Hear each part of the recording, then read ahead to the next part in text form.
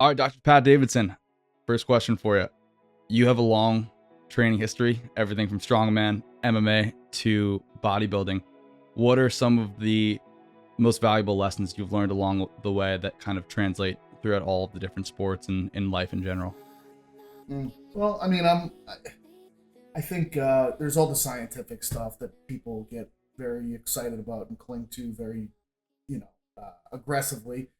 But in my experience, it's like when people want something bad enough, they tend to actually go get it, and it's the desire that leads to the effort, and the effort over time that leads to impressive results. But it's hard to measure that and quantify that with research. And I just remember when I was in strongman, coaching strongman athletes, and because that's another weight class sport, and have a variety of athletes that were getting ready for a national level show, even local shows. And I would tell them, look, like, because they'd always be asking about specific diet recommendations and other things. And of course, I would be prescribing approaches and methods for that. But I would say, like at the end of this process, the people that want to make weight and want to compete are going to make weight. And the people that don't really want to compete, they're going to find a way to not make weight. So you got to figure out, like, do you want to do this? Because if you want this bad enough, you'll find a way. Um, if not, we should just be honest about it and like, train and go for what's realistic with you. But we kind of have to know that first. Yeah. I'm from Jersey and you live in the city, right? I'm in Hoboken, so right Okay. outside of it. Yeah. Nice. I came up with a concept that I think is very applicable. I call it like window shoppers, like people that want the shoes in the window but don't actually want to pay the price. And I think there's nothing wrong with like wanting the shoes, wanting the dress or whatever. But if there's something wrong with saying like, yeah, I want to be that guy, but not actually being willing to pay the cost of it, and that kind of drives me nuts. I mean, I learned it about myself in the opposite direction with mixed martial arts. Like I learned I don't want this sport. Like this is not for me. I was afraid when it came to like getting into the ring and competing in a mixed martial arts bout. I didn't sleep well going into it for weeks before fights. Uh, it was just more stressful than anything I've ever done in my life. It was, of course, a rush as an experience. Like it's hard to compare anything else I've ever done to that rush. But like I knew guys that enjoyed it. They liked getting in the ring and fighting. And to me, it was like I survived getting in the ring and fighting. Like I did not like that spotlight. I did not like those crowds. I didn't like the thought of getting my head caved in front of a bunch of people on film, etc. So I was pretty honest with myself. Like I'm not those guys. Like I can remember, the guys that truly loved it. They loved putting on the show. They loved coming out down the tunnel with their coach, their team, getting in the ring, parading around the ring, like actually fighting. Like I didn't want any part of it. And I think that it's very important to kind of understand that. I enjoyed competing in strongman actually. Like I kind of found those shows to be a lot of fun. I looked forward to getting out there and competing, and that's also like a lot of anxiety. National world level shows where you're going against the best, and some of the weights on the apparatuses you're going with, you're like, geez, I don't know, man. This might like snap my spine or something like that. But it was, I learned how to play to a crowd with that, and I learned how to have fun in the moment in a high pressure situation, and I wanted it. I definitely. So it's not like a all or nothing. Well, I think it is all or nothing, but it's also situation and context specific, where for certain sports or certain things, you can have a taste and want to dive in as far as possible, and other things you're just like this one's not for me. Yeah. It's kind of like certain people, like we might not be really good at paying our finances, but we're never missing a day at the gym sort of thing. What? a huge misnomer, I feel like, on that topic of people that are like, well, the way you do everything, the way you do anything is the way that you do everything. I'm like, I don't think that's true at all. I'm incredibly detail oriented and a perfectionist and nail everything when it comes to training and blah blah blah. But you should see my clothes all over the floor in my room or something like that. I'm not an across the board, well put together individual. I have my places where it's really presentable, in other areas where it's like, let's just ignore this over here. Yeah. Having been in like obviously pretty different categories of sports, strongman, bodybuilding, MMA. When you look at like the killers, looking back at all those, the top best of the best, are there any Mhm. traits you're like, yeah, like I'm sure at this point you're like, I know that guy's gonna be successful. What traits do you think are kind Yeah. of across all realms really apply? It was like you knew they were gonna win. You knew they were gonna win before they showed up. You knew they were gonna win the moment that you saw them on the day of the contest. You knew they were gonna win when you saw it happening, and it's almost like it didn't matter what they did coming into it. Like you, me, everybody there, they know. Like it's like an unstoppable force sometimes, and that was it's hard to even explain, but it was almost like I know I'm not beating him. He knows I'm not beating him. He knows he's winning. Like it's just there's a certain element of that to it. And I think that if you haven't competed, it's hard to understand that. But there's a feel when you go. I recently went to this big arm wrestling competition, and Did you participate? you know, I did no. Okay. I mean, I've never arm wrestled in my life, other than like in school or something like that. Um, but the guy that coaches me in bodybuilding, he coaches a few competitive arm wrestlers as well, and his guy was going up against the heavyweight champion, the world, like the best in the world guy, and he was very excited about this opportunity, and I didn't fully understand the whole thing. You know what I mean? I'm just like going to Atlantic City. I'm gonna see some weird arm wrestling thing. Whatever. Let's just see what this is. Some And gigantic so, forearms. yeah, I mean, his guy comes out, and his guy's crazy looking. He's like over 300 pounds. He looks like ready to I don't know. He just looked like a nutty giant dude that like would rip your head off. And then the other guy comes out, the world champion. And this guy is he's referred to as the Georgian Hulk. And as soon as you see this guy come out, you're like, oh my God, it's over, dude. Like, nobody in the world has a chance against this guy. He's like 440 pounds. He's as wide as a twin bed frame. And it was just like, and look, like, there was a celebrity match between Brian Shaw and Eddie Hall. I was like right there because I'm like kind of sitting in the backstage area, sitting right there. You see him. Like Eddie Hall's super scary dude. Like when you're that close to him. Brian Shaw, it's like scary. They're just so massive. This guy from Georgia was 10 times scarier than either of them. And when he came out, it was almost like I didn't want him to make eye contact with me. I was like, this dude is gonna like eat me like a meal. Like I've never seen a more intimidating human in my entire life. So, but it was like the air just went out of the room if you were competing against this guy. It was like there's no and it was like boom boom boom. Like it wasn't close. It wasn't a competition. And it was like this guy is so much better than everyone else in the world. It's no shot.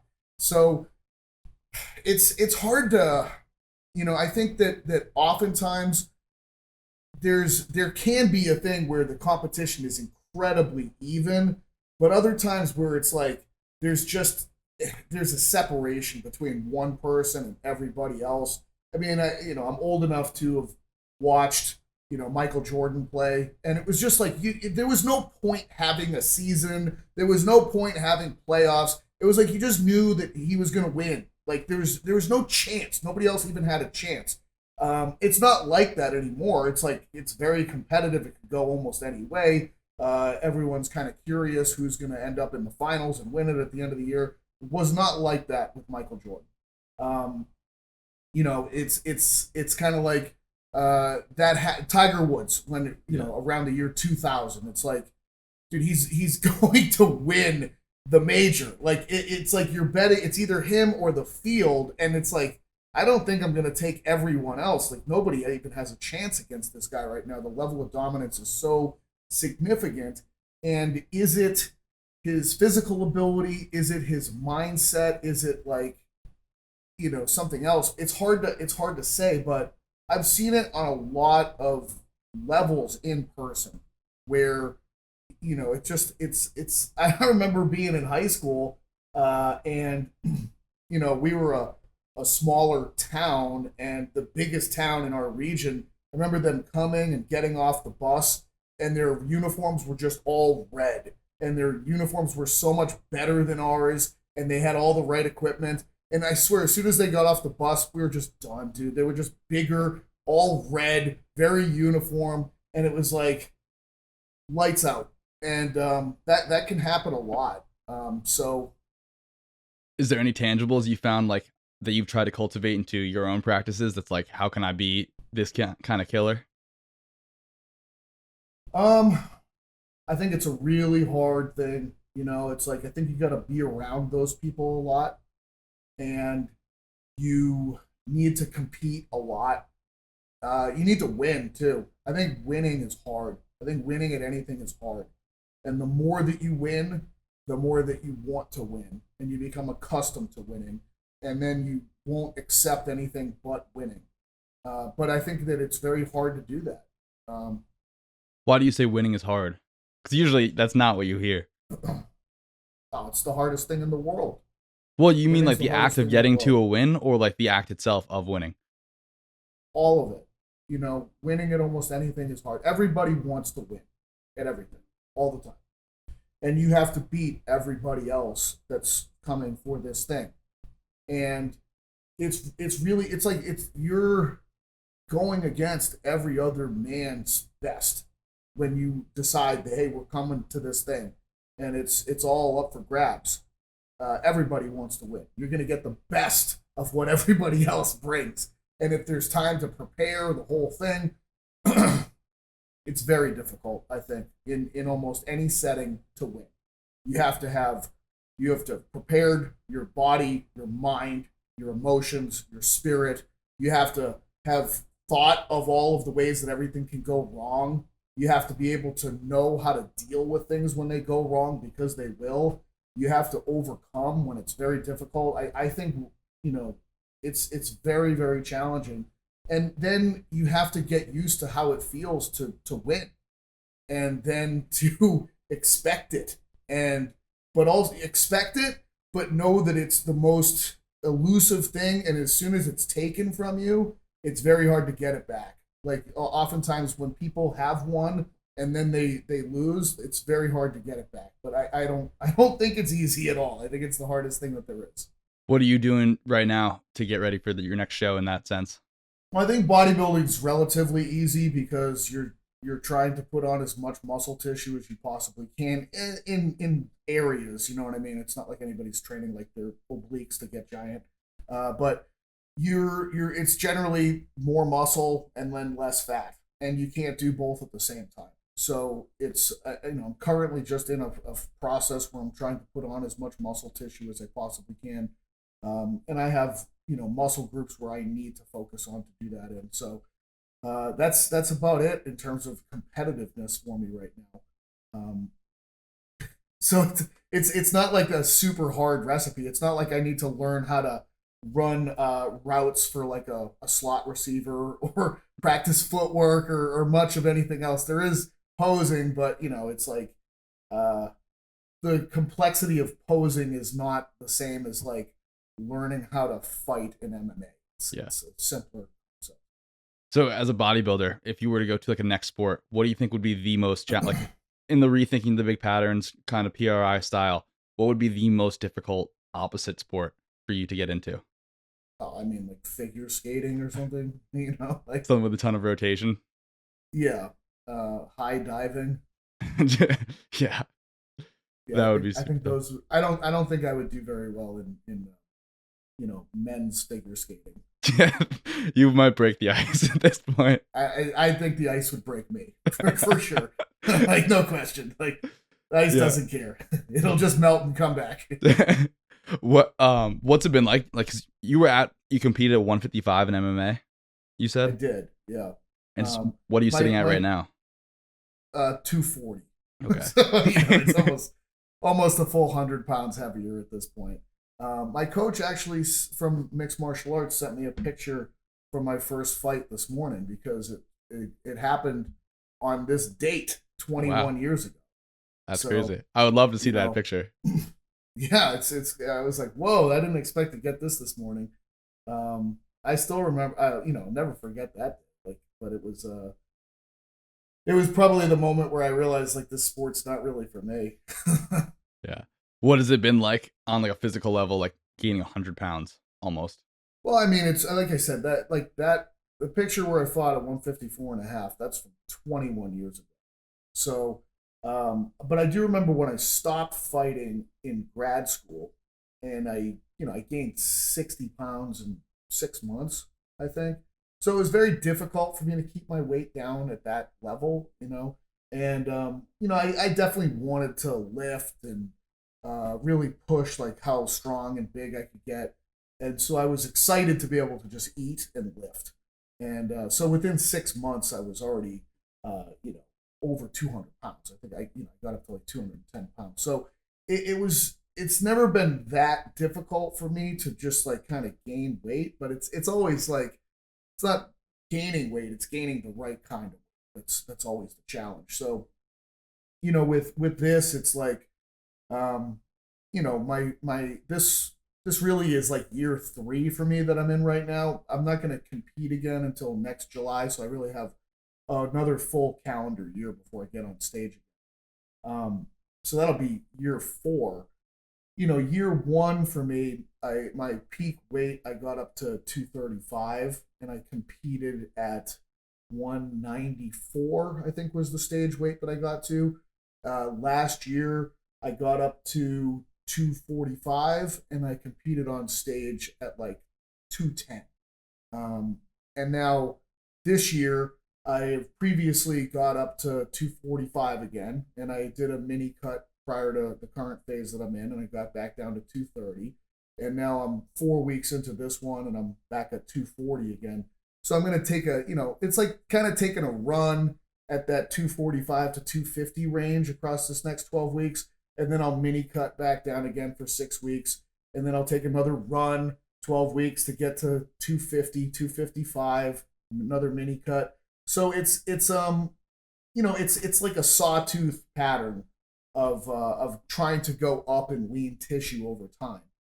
But I've definitely learned that you can't just linearly just add muscle tissue in a good body composition state. Like you kind of have to choose a direction, add tissue, subtract tissue, and you hope that like when you're adding tissue, it's definitely going to be a combination of muscle and fat. And then when you're subtracting tissue, it's going to be a combination of muscle and fat. You just want it to be more of each of the target while you're in one of those states. And the longer that you're in one of those states, the more it becomes the non-target that begins to be the tissue that's lost or gained that you don't want. But if you're not in it long enough, you haven't done a substantial amount of it hasn't snowballed enough. Like I think that as competing in this and knowing other people that have pushed it really hard, there's an inertia phenomenon to it.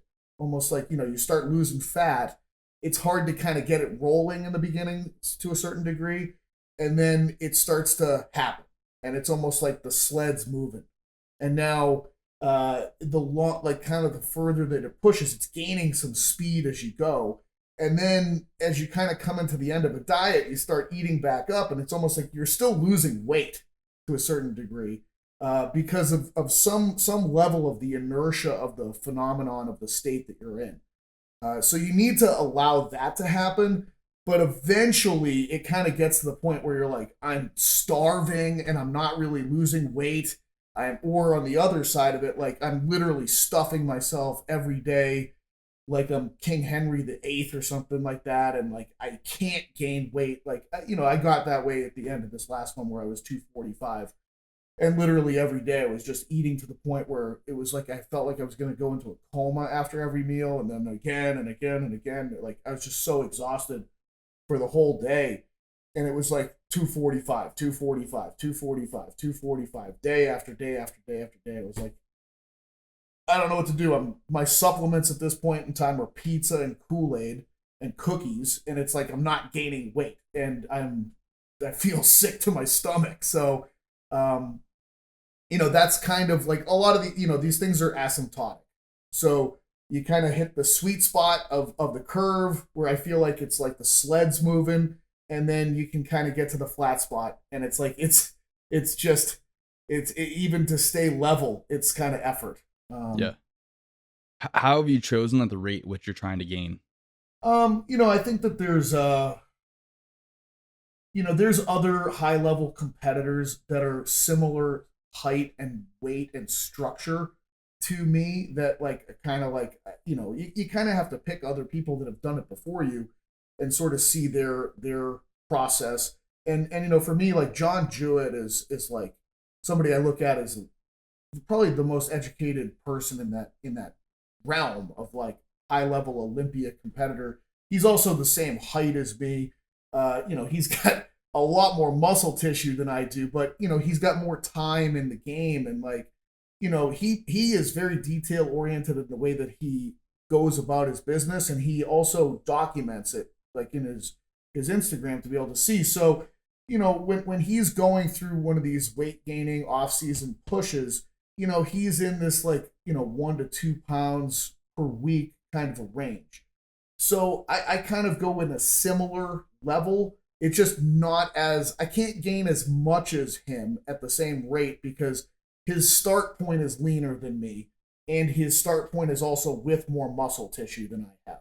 So I just have to appreciate that, like, the leaner that you are and the more muscle tissue that you have, kind of the more aggressive that you can be because you've got a bigger runway for when you'll hit the point where you get too fat. Okay? Like you can gain weight up until you get to a threshold of being too fat. Okay? The leaner you are, the further you are from that endpoint, essentially. So you can be pretty aggressive and go get that endpoint. The fatter you are, the more you have to thread the needle to get to your endpoint. So, if he's 1 to 2 pounds per week, I'm probably 1 to 2 pounds every week and a half to 2 weeks. It's just appreciating that, like, I'm not him, but his approach is probably, an intelligent kind of gold standard one. And so it's kind of like having parameters on how rapid to gain, and then similar with how rapid to lose. It's this sounds all neat and tidy, but the reality is in the beginning of any of these things, it's usually a little bit more, and towards the end it's a little bit less. But if you look at it from the big picture over time, it ends up being about that. So if it's a 12-week thing, somewhere between like 12 and 16 pounds in that period of time is kind of the goal. Do you have any, let's say, qualms with going at a slower rate, like maybe a half pound a week and just doing it over a longer time? Do you think there's detriments in terms of the rate at which you'll grow more muscle? I think that it's fine, but there's only so much time in a calendar year to work within if you're competing. So I think if you're not competing, it's fine. You don't have any deadlines to meet. Your ass isn't being held to the fire, so to speak. But if you're actually looking to compete and you want to win, like you have limited time to try to gain as much tissue as possible and then lose as much fat as possible. So, like what are we doing here? Are we trying to win or are we just trying to be like mediocre? But theoretically, and I guess this is what I'm trying to get at, isn't there a point where you could gain gain a little bit less weight, possibly gain some more muscle in that time and spend less time cutting? Or does it not really work like that in practice? Yeah, no, I think for sure. But you just got to consider, like, it is. So I think that people are somewhat familiar with this idea that, like, a modest surplus will, gain you muscle. You know what I mean? And most of the muscle, but a higher surplus will gain you more muscle. Yes, it will gain you more fat, but it's still more muscle. And you got to realize, like, most you got the research is being done on, drug free people. So drugs change it. Okay, like, and you're going to have more of an acquisition of muscle tissue in comparison to fat tissue if you're gaining weight on drugs. So you can be more aggressive. And then the rate at which you can lose fat is just significantly faster than the rate at which you can gain muscle. I'm also 45 and I got into the sport at 43. So I just look at it like I've got a very small timeline compared to if I got into the sport at like 20 years old. Yeah. So I need to be a little bit more aggressive in terms of just like I got a small window, I got to maximize it, trying to kind of do that in about a 7 year period by the time I hit 50, to try to like create something that's like substantial on a professional level. Because that's my goal with it. And I think that does require like really pushing the envelope with it. Was there a point in time where you contemplated whether or not to turn in the natty card? No, I mean, well, I've never like I don't like I'd say like from a ethical perspective, like it's not something that bothers me. Yeah. Like from a health perspective, I mean, I don't probably value it as much as other people do. Like I don't value life as high maybe as other people value life. So it's if I'm shaving years off my life, I don't really care. Uh, if so it's kind of like that's on my individual front where it's like I don't see really anything wrong with utilizing performance enhancing drugs from a personal, ethical, moral perspective on my end. And I also am totally okay with the trade off in terms of health and potential years of life that are not going to come along. Yeah.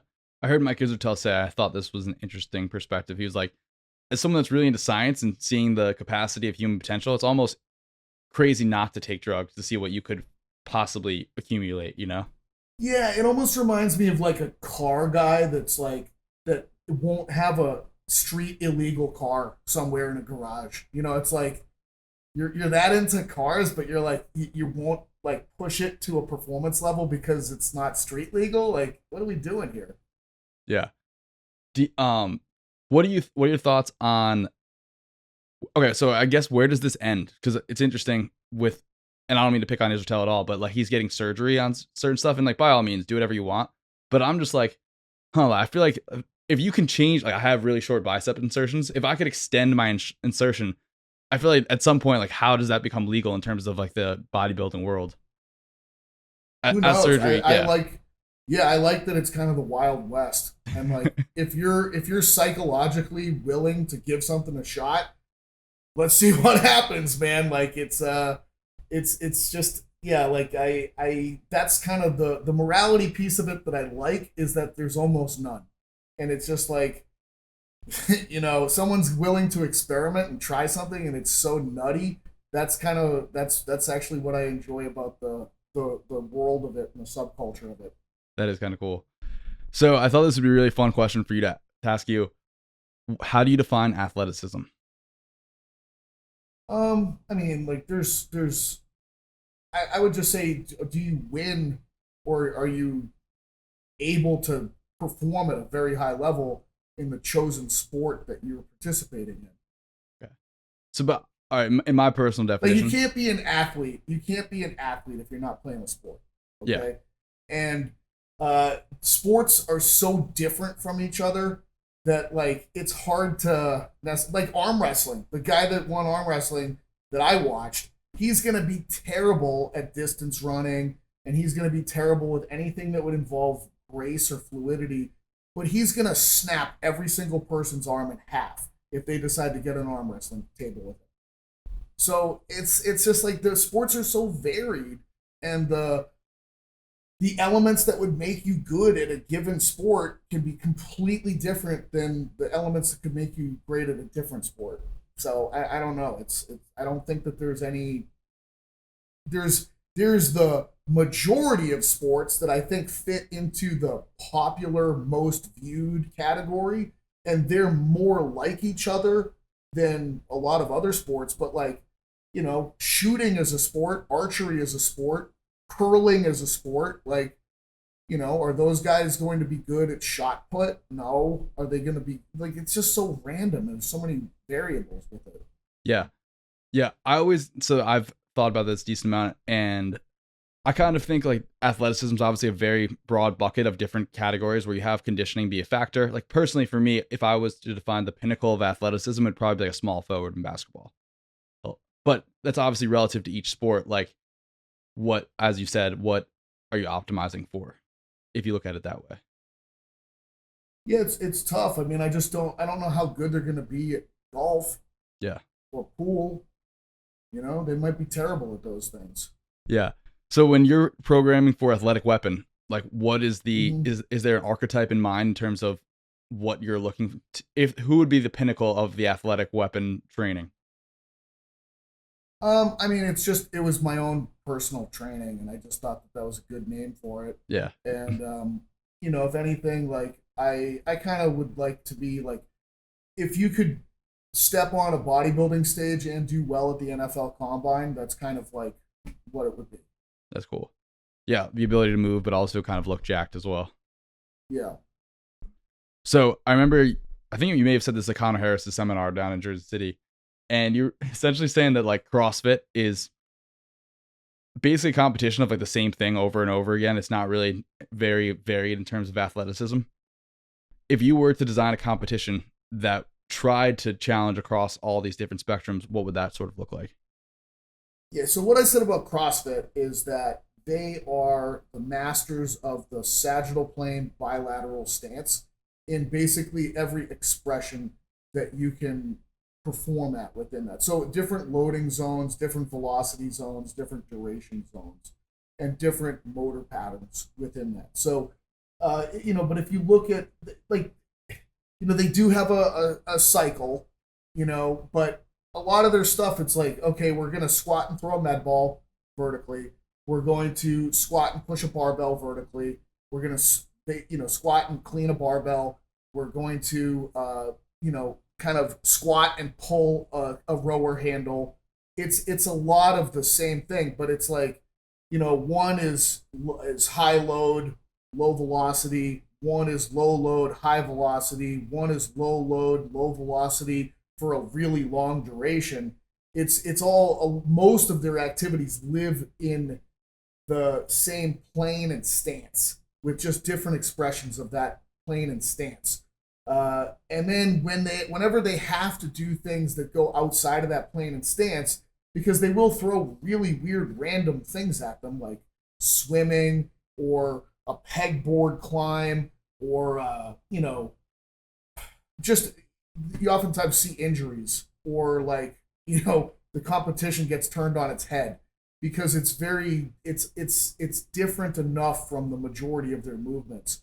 But it's not easy to be good at a lot of different physiological expressions of the same stance and plane. I mean, I'm not trying to downgrade the athletic abilities of CrossFitters whatsoever, because they are freaks and like can really, I think, are as impressive as any group of athletes out there. So I don't want people hearing what me give that kind of description and think that I am disrespecting CrossFit. I just think in a very categorical way and analyze things in a categorical way. And I just see that like a lot of their activities are just in the same stance and plane. Yeah. But it's varied within the load, velocity, et cetera, et cetera. But your question was if I was going to design an overall athleticism evaluation, like what would that be? Yeah. I just think of athleticism. I said that there's no way to really nail it down because different sports require such different things. But when I think of training athletes and just field court ice based athletes. Usually it's the modalities in the gym that I'm using are going to be running, jumping, throwing, and changing directions. All right. So, I think that you have to have evaluations that take those things into consideration. I think the decathlon has pretty much all of that stuff minus the change of direction piece, which is a little bit harder to evaluate. So you could throw in some of those agility tests from like the NFL Combine, like the 5-10-5, or a T test or something like that. Um, I think the NFL Combine does a pretty good job of pulling out most athletic pieces. I it's tough because there's if I'm really trying to just see like who's got the greatest physiological expression, I want the lowest skill based challenge as possible. I don't want to throw in like barbell skill development concepts. Um, so it might even be something like a watt bike to see like who can create the highest level of wattage possible. Like there's the learning curve for pedaling a stationary bike is about as low as it can possibly get. Um, something even like the Kaiser squat machine jump to be able to determine, wattage is something good. I think that just having things that are very easily measured with immediate raw data feedback is helpful because it increases the rate of motor learning for people. Just feedback and like external support increase the rate at which you master a particular task. And so it would take very little time for people to master tasks that are very tightly constrained and that give immediate feedback in terms of number output. So I would try to create as many things like that as I possibly could to just tease out the pure physiological expression of the concepts of like aerobic fitness, Force you production. know, force production, things of that nature, and then also have something involved where I'm utilizing the motor pattern of throwing, changing directions, those sorts of things. Yeah. Would you think you'd have like different varieties in terms of speed, power, or strength as well within that? I think that once you arrive at something that's very standardized and measurable, there's not a lot of need for a lot of variation on it because you're getting at the concept. You know, um, I would say that like a bilateral stance projection of force and power a lot of times is different than like a cyclical expression of it. So, and I just think of that as like triple extension versus locomotion. So, even like I said, like a watt cycle kind of a thing is locomotion like. It's got that turnover of the feet versus like a weighted jump or even a vertical jump is triple extension, which is different enough. But I think you only kind of need one of each of those kinds of things, and you probably want to have something that demonstrates your peak expression of wattage, and then your sustained duration of that kind of wattage with an aerobic system to be able to tease out what the fitness level of that system is. The athletic weapon games coming soon. So the I mean, go it would ahead. be interesting. I think I just think that people, you know, they confuse skill with output a lot. And so it would just be literally finding the greatest sources of output imaginable and then just evaluating those things. Yeah. Which you would think, I don't know. Do you think that would be as entertaining to watch as some of the more skill based games? Yeah. No, but again, it's like uh entertainment versus scientific examination, two different things.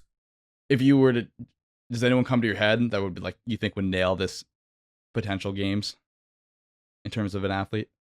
I mean, I don't pay enough attention to various things to have an idea of who that might be, but it'd probably be on drugs, whoever Yeah. it was. You know what I mean? Because it's just such an advantage Do you when it think it would comes to be that kind of some stuff. kind of NFL athlete though, or like maybe that kind of category, maybe with some enhancement?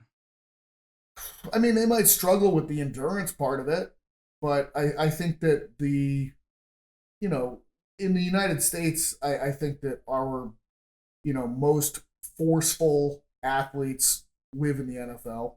I don't think that the globe has a good understanding of really like the talent pool that America offers because it's so shifted towards football. Um, if we took our best football players and didn't put them into football at a young age, but diverted them to like big spread of sports and then sent that to the Olympics, I mean nobody's gonna even have a chance. Yeah, it's crazy to think about. I wanted to ask you about training for specificity versus like variability. So, at what point do you think like if we're looking at a tissue as a whole versus looking at the training the more so the body, I guess, is kind of the question where it's kind of like the PRI perspective or rethink the big patterns where it's like, okay, all these things are sort of interconnected versus like, let me just train my bicep or the tendon or something and looking for that specific tissue change or adaptation. Yeah, I mean, I think that there's clearly tasks that are more global in nature and require the sequencing of more body parts together, regions together, to be able to accomplish. I think locomotion is one of those things where you're using every skeletal muscle available in the body to be able to perform locomotion. And then the more that you isolate and put it into just one region, it's the opposite.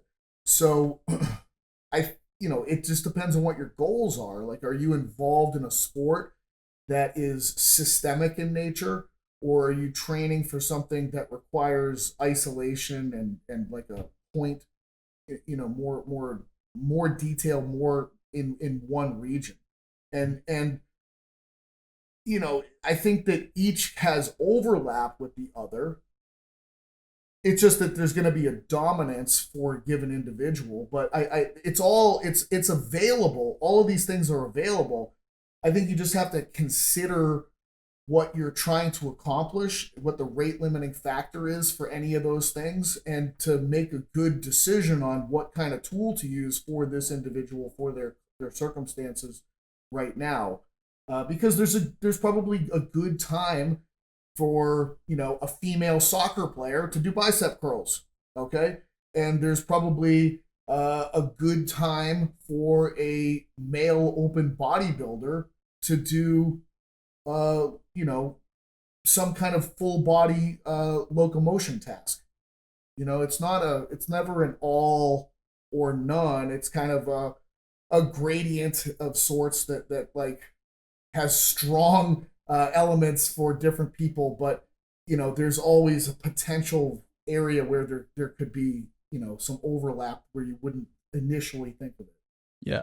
You mentioned in a podcast with, I forget who, but essentially that for an athlete to kind of, or you had seen for an athlete to see results from a specific exercise, it kind of had to be on the same level of ground as you referred to it in like Yeah. rethinking the big patterns. Why do you think that is? Like, why can't I just get an adaptation from the quads with whether it's a pendulum squat or a sissy squat or a front foot elevated, Mm-hmm. Yeah, well, I'm trying to, what I would like is for there to be a reasonable and logical sequence of exercise selection decision making from coaches towards the people that they're working with. And so I've just felt like there's never been a solidifying foundational theme that is captures the decision making process for why are you choosing athletes or why are you choosing exercises for different athletes or different people.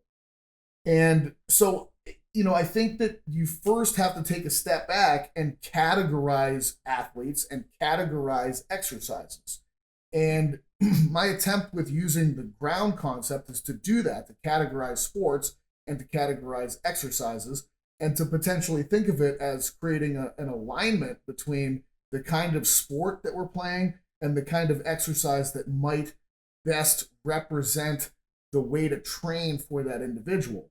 So with the ground spectrum, it goes, extreme high ground on one end, extreme low ground on the other end. We could think of it as a scale from 0 to 100 if that would make it easier for people, with 100 being the highest ground thing possible and 0 being the lowest ground thing possible. In terms of athletes, I think of the low ground examples being, high diving, figure skating, half pipe skateboarding, and the high ground sports being, training for bodybuilding is probably the highest ground thing that you could possibly do.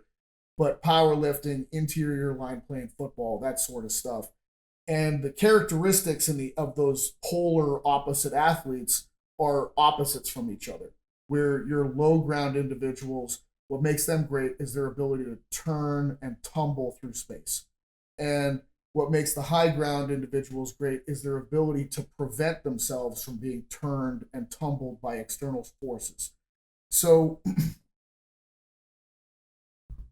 when it comes to exercise, there's the same kind of spectrum on, high ground and low ground. And if I'm choosing a motor pattern, like the squat as an example, I would have the highest ground squats over here and the lowest ground squats over here. And examples of the highest ground squats that I can think of would be hack squats, pendulum squats, leg press. And as I go down that ground spectrum from highest ground to high ground, the next area, the things that would, so it's to make it easier, let's just call highest ground squats 2-foot sagittal squats with machines that feature external support. Yeah. And then let's say that the high ground squats are 2-foot sagittal squats with free weights and front back stance sagittal squats with machines. And then when we go to moderate ground squats, those would be front back stance squats in the sagittal plane with free weights. And those would be front back stance frontal plane squats with machines. Then if we go to low ground squats, those would be front back stance frontal plane squats with free weights, and they would be lateral stance frontal plane squats with machines. And then when I get to very low ground squats, those would be lateral stance squats with free weights. That's kind of like with my exercise available menu. That's how I would go about doing it. Yeah. So I guess what I'm missing here is why, let's just say theoretically, and this might be what I'm missing. If I want a figure skater to grow her quads for whatever reason and get stronger, Yep. If I'm looking for that specific tissue adaptation, in my mind, I'm like, well, I don't care about this ground at all. Let me put her on a pendulum squat.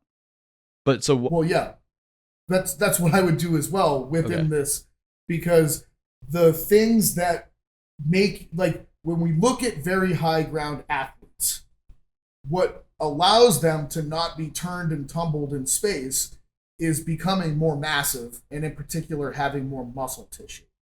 So it would make sense for them to do very high ground exercises, because the adaptations that come from those are, it's the most supportive of driving muscle mass gains with those exercises.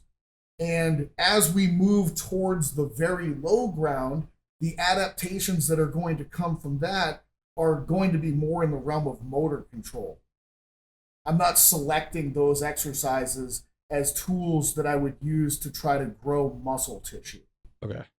It's tools that make you have greater levels of motor control with less external support and less neurological feedback involved with the activity, so that you can operate with shifting weight, turning, and having, like, that. The idea is that it's going to match your ability in terms of turning and tumbling with the exercise that lives over there. So your neurological system is stimulated in the same way that the sport would be stimulating.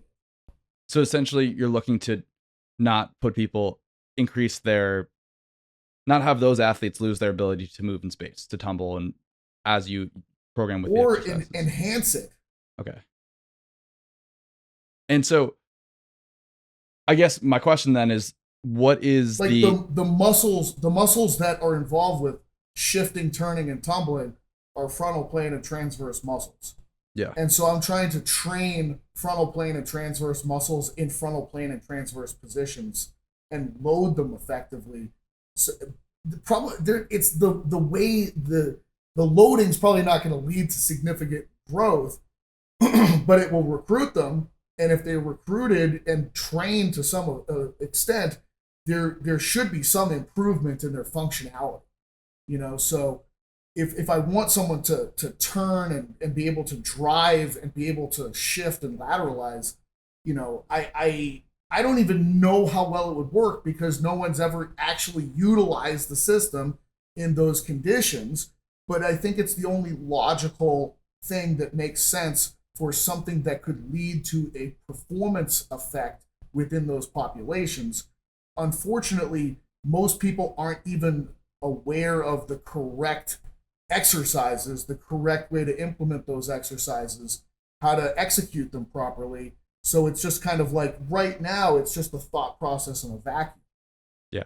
So I think you'll like this question. Where is the functional patterns sort of exercises landing on this world? They're basically what I would call incompetent expressions of low ground concepts.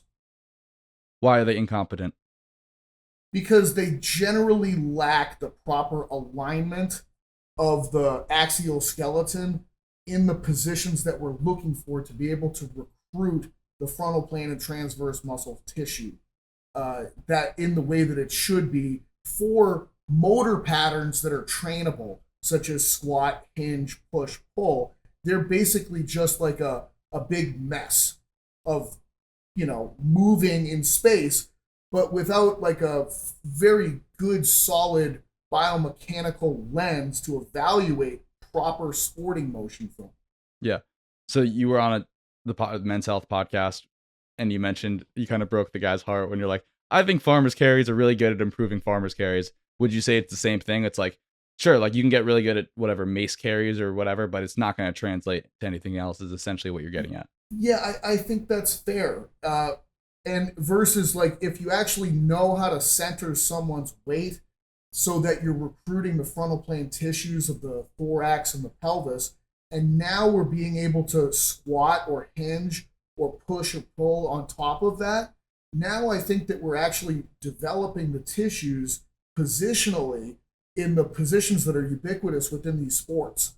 You know, when you see a basketball player hit a crossover dribble and their weight lateralizes and their femur is lined up over their toe and their belly button is lined up over the femur and their sternum is lined up over their belly button and their nose is lined up over their sternum, and we see this expression in those individuals, it's kind of like, okay, that is frontal plane axial skeleton standardization. And this person is able to create basketball motor patterns from this state on both sides of their body. Okay, this is one of the reasons why they're effective at the level that they are in this sport, which is more towards the low ground side of the spectrum compared to, you know, powerlifting or, you know, something way over there. You know, a lot of this is just coming from the notion that if you talk to strength coaches that work with athletes in basketball or, you know, lacrosse or whatever kind of sport you want to, they're kind of like, look, there's not a lot of correspondence between who the best athletes are and who the best is in the weight room. And that to me is just a mismatch of what kind of expressions of the motor pattern are being used in the weight room. It's not the weight room's fault. Like, it's not like it's just the choices that we're making from an exercise selection standpoint. There's not enough correspondence to the positions and needs that are actually associated with the sport itself. So that's kind of the backbone of it. And then to be able to have a more uh, I don't know what the right word is, but like like when you bring up functional patterns, to me, it's just a lot of flopping around with cables. It's a lot of just spinning and just it's let's have something that's actually Structured. a yeah, it's not just structured, but like there is a logical explanation, and we can agree on biomechanics specific topics and observable phenomena that exist in the sport that we see and can exist in the exercises, and we know what the target tissues are, and we have the ability to repeatedly reproduce the target tissue as that which is being utilized in the exercise and that which is adapting from the exercise. The purpose of training is to create specific structural and functional adaptations.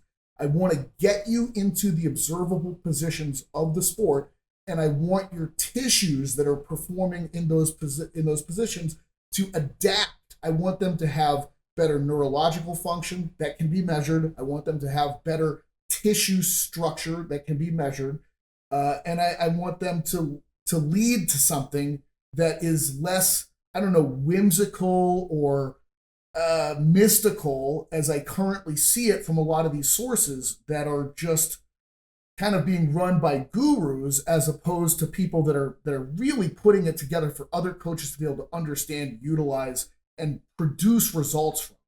Yeah. So if we were to look at the ground spectrum, again, kind of zooming out, high ground, let's put on as much muscle mass as possible, versus the Yep. figure skater, you're looking, is it mostly neurological adaptations you're looking for there, or just tendon health and other things like that? I'm totally fine with saying I don't really know, because we haven't we again haven't agreed on like what these exercises really are, and then keep people in them, and like it would be amazing if we had some scientific studies of standardized exercises that are trying to target some of these tissues in these standardized positions that we can all look at, agree upon, check boxes to say we did the thing, and then we can measure what is actually changing. So I don't we don't have that data right now. We have plenty of data on the other side in terms of like basic resistance training, seeing sagittal plane muscles or target muscles of isolated tasks. We're beginning to have a pretty good profile of what the resistance profile should be, what kind of length the tissue should be in, what kind of rep ranges, what kinds of numbers of sets for those muscles per week. But those are easy exercises. They're not the kinds of positions and tissues that are happening in sports that involve direction change and, leaving the ground or cycling limbs and things like that that are more difficult to define and measure and observe and evaluate from, like, what are we looking for as a target for adaptation. So I think that it's the more difficult questions that have more difficult attempts to try to tease out and measure, but that's the fun of it. Like, why do you Yeah. want the easiest challenge? I think that there's a lot of people that dismiss these concepts over here that I'm trying to talk about on the low ground side as non-scientific, because they're not as easy to measure as just fucking hypertrophy. Okay?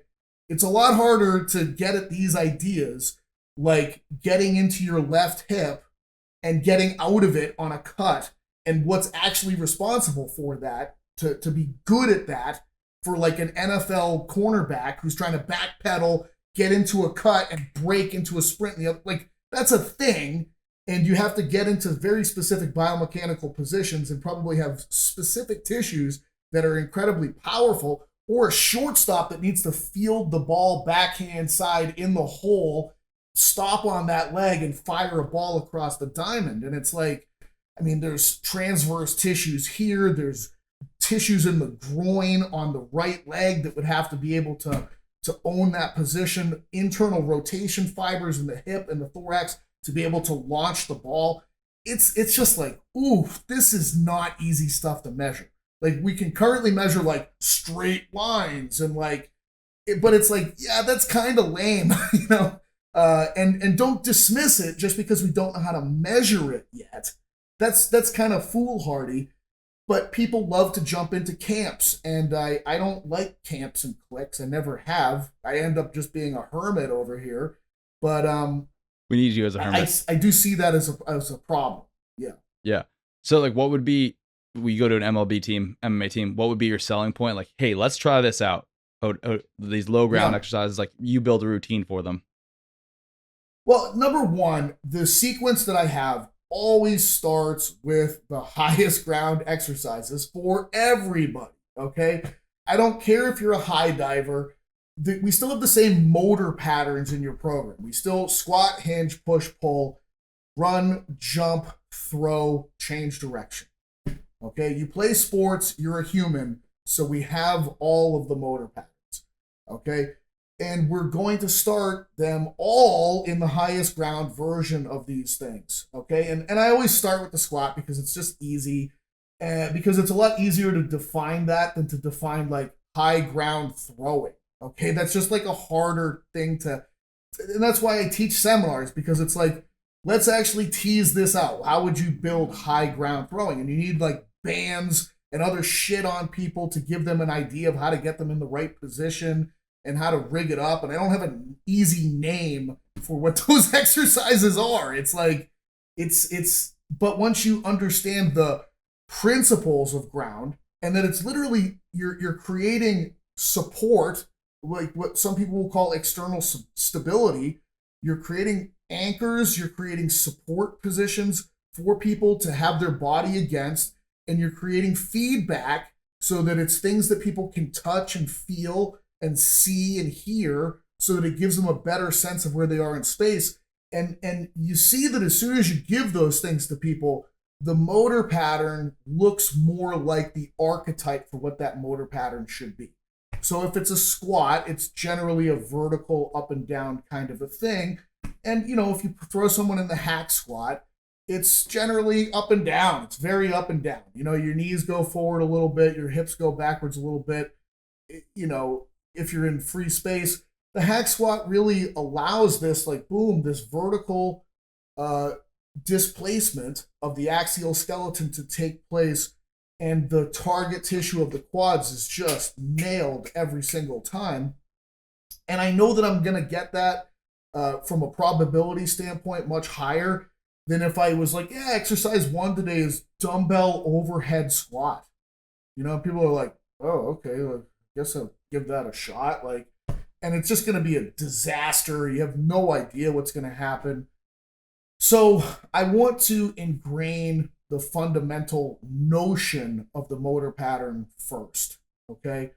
And now that that's in place and you've done it a number of times, it's ingrained as your go-to for that particular motor pattern. Now I'm going to remove support and feedback.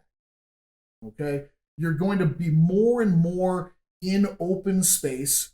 The base of support that you have is going to be reduced over time. And that's a lot of times people don't, like a sagittal plane bilateral stance is a triangle with your body in the middle and your feet out here. And that's the biggest base of support that you can have. And more of your feet are on the ground. Literally, you have more ground contact due to the stance. And as soon as I move to a front back stance, the back foot or the front foot is less on the ground. There's less of that, and the base of support is reduced. As soon as I go to a lateral stance, I'm taking the skeleton, I'm putting it over one foot, and the other foot is out to the side like a kickstand. This is the least amount of base of support that exists. That's why the stances are sequenced that way. They're just sequentially less ground, as base of support is part of the inputs that equal ground. So, you know, it's, if I can get you to the point where you have the least amount of ground and you're still able to execute the fundamentals of that motor pattern, that's excellent if you need to for your sport. My nose tackle never needs to do that, you know? My figure skater very well might need to do that. They definitely do. They literally have to jump in the air, spin around, and then land on one foot in some kind of a squat hinge type of a landing, but they're not even on one foot, they're on a blade that's 6 inches under 1 foot. So it's very much like a ground needs based analysis. Like you need to develop the ability to own the center of mass in this position and to be able to perform motor patterns from this place, various kinds. And your sport is going to, your sport specific training will feature all of those things. And your weight room general training will phase over time from GPP, which I think we have a good understanding of from an energy systems perspective, from a force perspective, but we don't have from a ground perspective.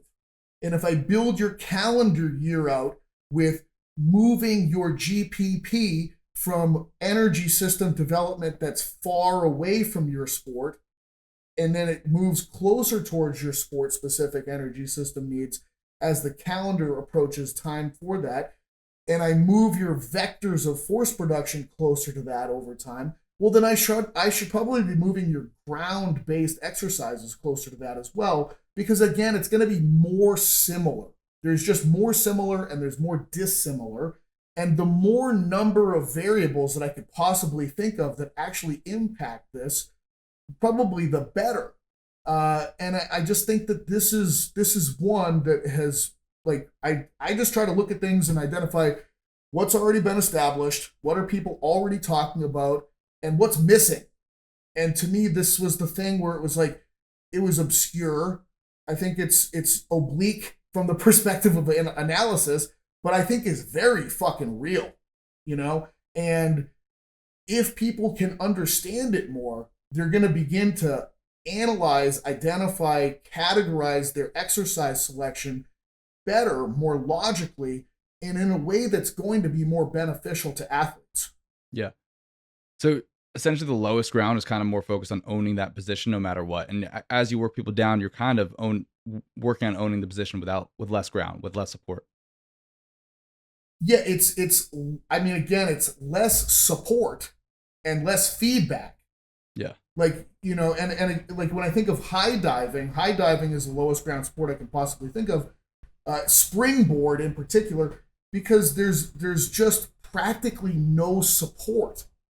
There's almost no feedback. You're literally 30 feet up in the air and you're revolving in multiple directions at the same time. The only thing that you're in contact with is air molecules, and then all of a sudden you need to go into water. So it's just like there's just nothing there. And so if you don't have complete awareness of your body and the positions of your body and the relationships of your joints, you don't have a chance in that sport. Like literally no chance.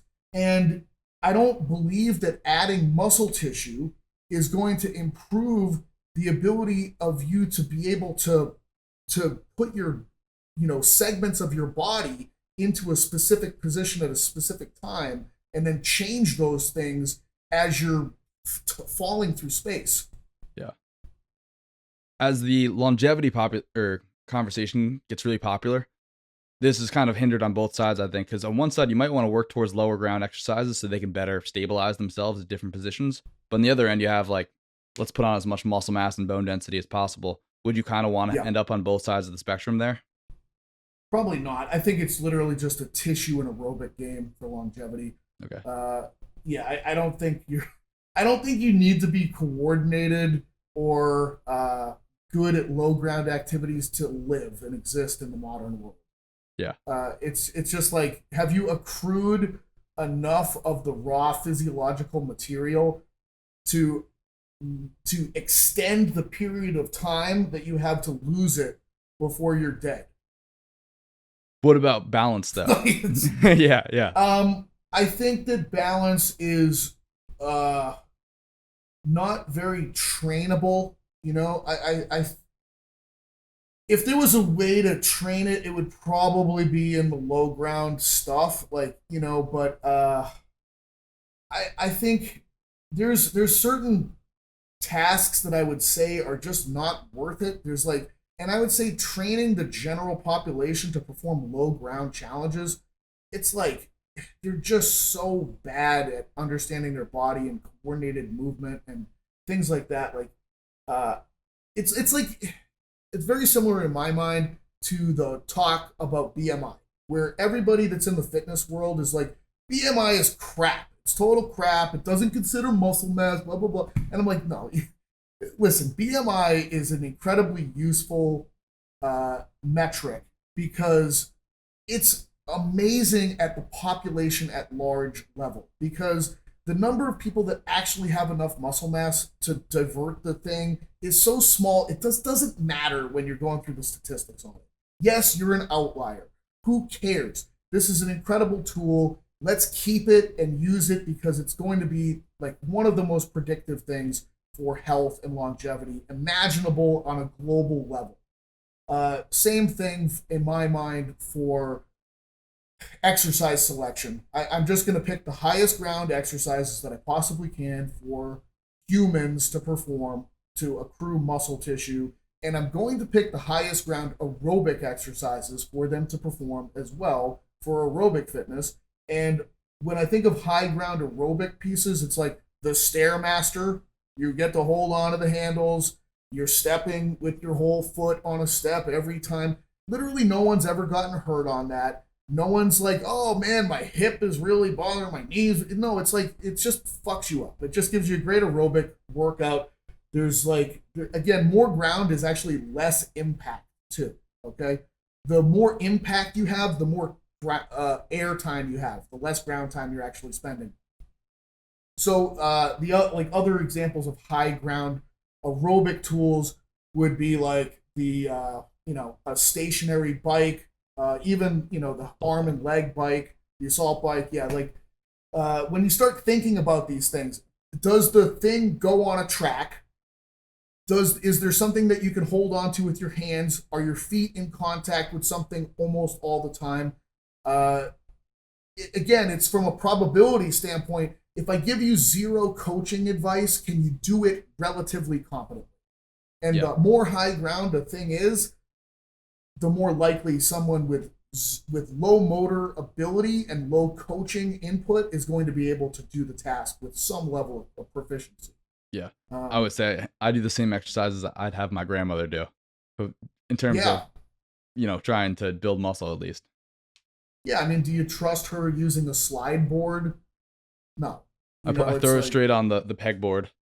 Right, like it's yeah, I think the skill, the I think maybe we forget like what it was like to be in school with gym class. Like I haven't forgotten. I have not forgotten how unathletic the majority of people were in my school, and how I used to just headhunt people in dodgeball, and almost it was like in my gym class it might be two or three other guys that were contenders for this.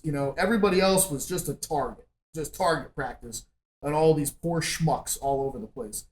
And they're the same people that are making up the population.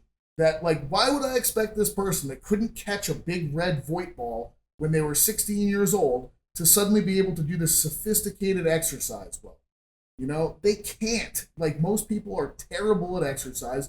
Let's give them a shot with something that's actually on the easier side of proficiency levels to be able to pull off, hit the target tissues, get something out of it, and develop some competency in the process. Yeah. So if I'm at either side of the spectrum and I kind of want to move towards like, you're a bodybuilder, you want to start free diving, Yep. or I'm a free diver, I'm retired, hanging up the diving, but I want to put on some mass but maintain my ability to like move somewhat well. What are we looking at there? Well, the easiest thing is to go back towards the high ground side. I mean, that should be always like if you've been kind of playing in low ground territory and you feel like you're really hitting the tissues, add some more ground and see how you feel about it. Because almost invariably, you're like, oh wow, that's way more quad now. Holy crap! And And so I think that that's always the easiest solution. And being able to take someone and move them down the ground spectrum is always going to be the more difficult one. You know, that being said, I think rushing the process of going down it is a huge mistake that people make. You know, it takes some time, it takes some reps to be able to develop proficiency within these things. And so I'm never in a rush with people. I'm usually not too worried about people training hard enough to create maladaptions. Like I think that is a topic, maladaption. Like I could take a potential NFL quarterback and just bench them out of being a quarterback. You know, like if I remove their ability for them to fluidly rotate and have their arm go through the zone, you know, I think that's a real thing. But the number of people who are obsessed enough about training to actually get there is pretty low. You know, most kids that are like, you know, a top blue chip recruit for quarterback aren't like, oh man, all I'm thinking about is how much I can bench. No, they're thinking about football. They're thinking about, you know, other things that 16-year-old boys think about. Like they're, you know, the only people obsessed with bench press that much are usually not the top athletes. They're the lesser athletes that are trying to do everything they possibly can because they believe that, oh, if it was only this one secret thing, I would have been the guy. And it's like, nah, you wouldn't have been, but you can keep believing that. So it's, you know what I'm saying? Like it's a rare thing for that to happen. Yeah. Do you? So one of my favorite parts about Athletic Weapon is you were the first person I saw that was like, all right, we're gonna have some rotation in there, we're gonna have some cardio in there, like a very well-rounded GPP style program, but for like the for not like a general person, you know, not a gen pop person. It's more geared towards like higher level, let's say athletes. How important do you think it is to make sure you're hitting all of the nails in terms of rotation, a little bit of cardio? Heard you mention that cardio is super important for bodybuilding, and then in addition to that, plyos are getting really popular, which I think is cool, and then you know just muscle building and strength in general. I mean, it's like if you value a quality, then you don't want to lose that quality. So you need to keep it involved in some way, shape, or form throughout. You know, otherwise, as soon as you stop doing elastic work, it's a perishable quality. You know, so you have to keep going to the grocery store and getting a little bit of elasticity because if you got it like, you know, 6 months ago, that thing's rotten in the refrigerator by now. Okay, so I still value elasticity. I still value rotational power. I want to be able to go to a batting cage and still hit a baseball 400 feet. You know, I want to be able to go out on a track and still beat almost anybody that decides they want to line up next to me. They're not the most important qualities for me right now. Competing in bodybuilding is. So tissue development is the primary focus. So it's a matter of trying to solve for currently. This wasn't throughout the entire trajectory of this because athletic weapons over 5 years worth of training now. Um, you know, it is a moving target to figure out how much volume in sprinting can you handle if throughout this 5 year period there's been a weight gain, you know, of over like 40 pounds. You know, like that's not an easy thing to solve for, and it's like a realistic. I mean, it is my reality. You know, like there's been points during this program where there's been 6 days of sprinting a week, not sprinting, but 6 days of track work per week with 3 high intensity days in those 6 days. There's been other times where it's been once a week. You know, there's been times where med balls have been in there 4 times a week. It's like it's a fluid thing that has points in time where certain variables are the focal point and other variables go down to maintenance levels, and then other points in times where other variables now rise to focal point and previous variables that were focal points are down at maintenance levels. And trying to play with like what actually is maintenance volume for some of these qualities and how does it change with diet, with gain versus loss of weight, you know, because that's a real factor. So it's exploratory kind of a journey with that stuff. Where I think again, probably the closest representation you can think of is how would you be like a middle linebacker that could step on a bodybuilding stage? It's tough. Yeah. Do you have any advice for trying to avoid overtraining in those when you're trying to combine all these different things? Or breaking yourself? Mm, I think that people nowadays really need to fucking stop being such pussies. Quite honestly, like I really think that the degree to which people are afraid of fatigue is like I've never seen the likes of it. And I mean, I'm 45 and I think I'll work most of the 20-year-olds into the ground at this point in time because they're so afraid to actually like push and develop work capacity.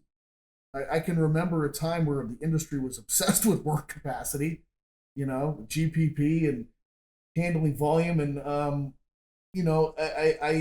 think that that's probably going to swing back because I've seen the pendulum swing multiple times now in each direction. But it's in a weird place now where the fatigue management is like higher than it's ever been. And it's like, uh, I don't think that's a great place for the industry to live. Yeah. Um, Seems like we're but kind of moving backwards with like the hybrid athlete. I'd say like more like tissue capacity kind of work and volume work. yeah, yeah. I mean, look, like I've done some pretty extreme training approaches over the years, and there's almost been there's been very few times where I think I've trained myself to like a verge of like an overtraining kind of place. Like the amount of it's never the training. It's never the training. It's always life outside of training that like gets people in trouble. It's always and lack of sleep is the biggest one. Like you get into a bad place with sleep, that's when you're gonna see yourself crash and get hurt and all the bad things happen. I mean, the hardest phase of athletic weapon training wise was I don't remember which block it was, but it was definitely one of the sprint blocks, the track blocks where it was 6 times a week. And the whole point of the block was to try to reach the volume levels for an elite sprinter that are kind of outlined in Charlie Francis's work. I don't remember exactly what the weekly meters are that he says are kind of your basic your points at which elite runners train at. But it took 20 either 22 or 24 weeks to build up to get to that place and hold it for a few weeks. But that block almost broke me. Like that was about as close as I've gotten to like being like, oh my god, this is crazy. But it was also like a super stressful time. That was like during COVID. It was during like a lot of personal things in my life that were just going haywire. It was a lot of other factors. So I mean, I got through that and made positive adaptations through that, body composition wise, fitness wise, etc. And that was before introducing performance enhancing drugs. So I just think again, like there's a lot of people that poo poo volume now, and I'm like, I don't know, man. Like my experience is more, and sometimes, if not always, that's usually better. Yeah. Um, just Yeah. go to bed. Like just literally, just go to bed. Like get 8 hours of sleep a night, and you'll recover. Like Get some extra cookies in there too. yeah, like God, like we are a very rugged, robust animal. Like it's still not comparable to what it would have been like to have to live in the wild with the environmental factors that we would have had to survive. Living with no shoes in the wild. You know Yeah. what I mean? Like it's just like literally hunting your food, killing other animals, and then dragging them back and cooking them over an open fire and fighting off predators and other Or you don't eat. humans. And Yeah. yeah, like I'm like, give me a fucking break. Like this is nothing. Yeah. Awesome. Pat, really appreciate you. Just one last question. If you had to give any advice for a younger lad in the industry navigating all of these swings and the research today, is there anything that comes to Yeah, mind?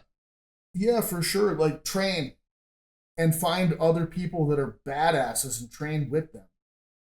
I think in the beginning of your training journey, probably the most important thing is environment, and the environment's going to be dictated by the other people that you train with. And you need to go find people that are training super hard, that love to train, that have a great attitude. And you got to try to find people that are going to push you, that you get to like compete with. And if you find that, stick with it.